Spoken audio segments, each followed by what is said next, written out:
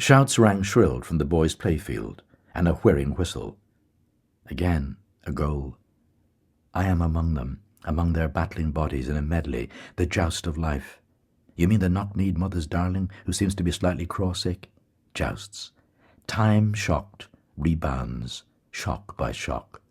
Jousts, slush and uproar of battles, the frozen death spew of the slain, a shout of spear spikes baited with men's bloodied guts.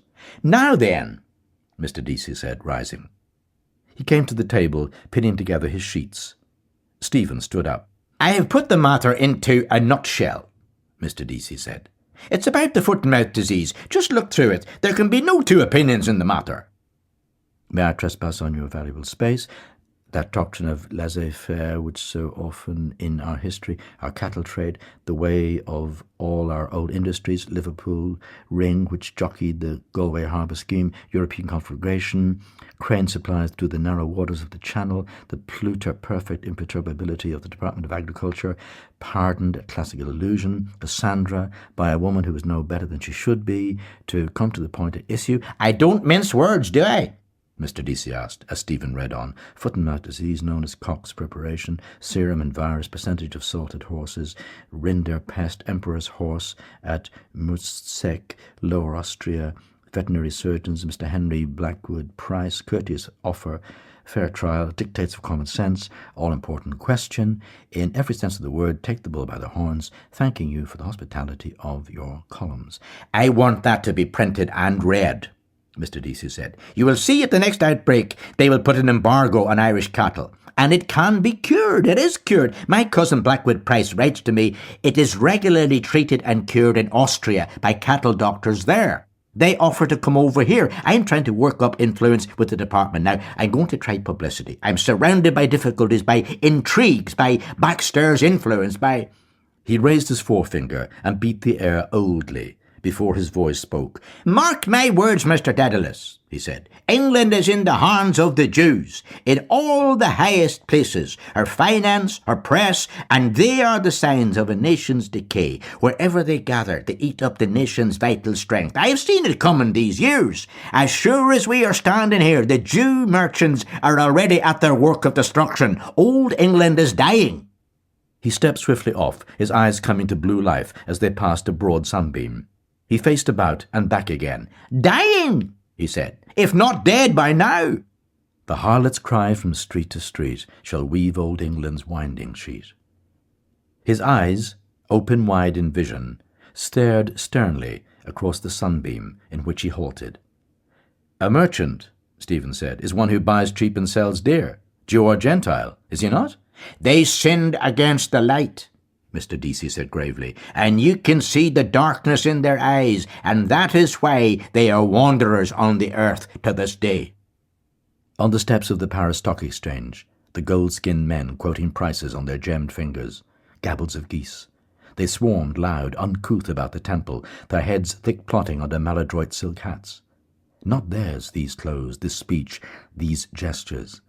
Their full, slow eyes belied the words, the gestures eager and unoffending, but knew the rancours massed about them, and knew their zeal was vain.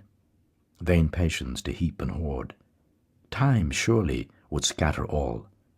A hoard heaped by the roadside, plundered and passing on.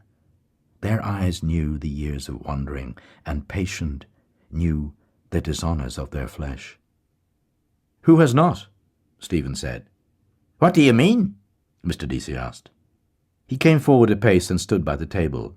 His underjaw fell sideways open uncertainly. Is this old wisdom?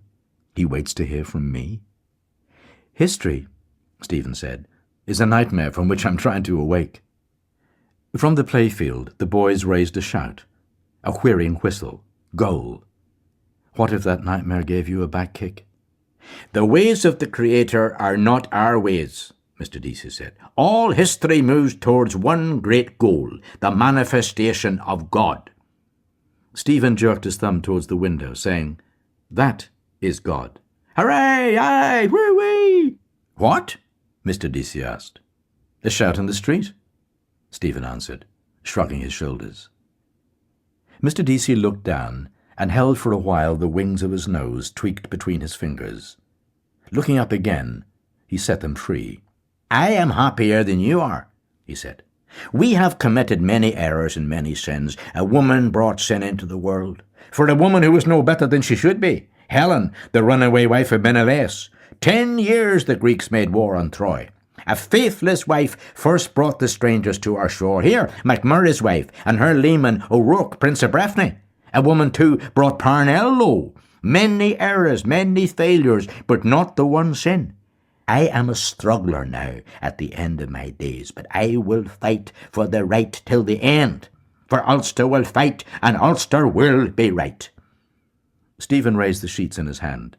"Well, sir," he began. "I foresee," Mr. Deasy said, "that you will not remain here very long at this work. You were not born to be a teacher, I think. Perhaps I'm wrong." "A learner, rather," Stephen said. "And here, what will you learn more?" Mr. Deasy shook his head. "Who knows?" he said. "To learn one must be humble, but life is the great teacher." Stephen rustled the sheets again. "As regards these," he began. "Yes," Mr. Deasy said. "You have 2 copies there, if you can have them published at once."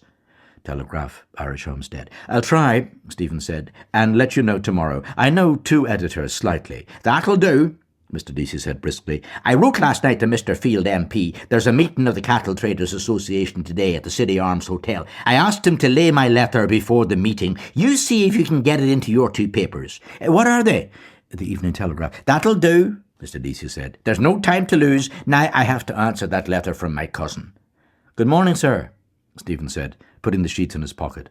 "Thank you." "Not at all," Mr. Deasy said, as he searched the papers on his desk. "I like to break a lance with you, old as I am."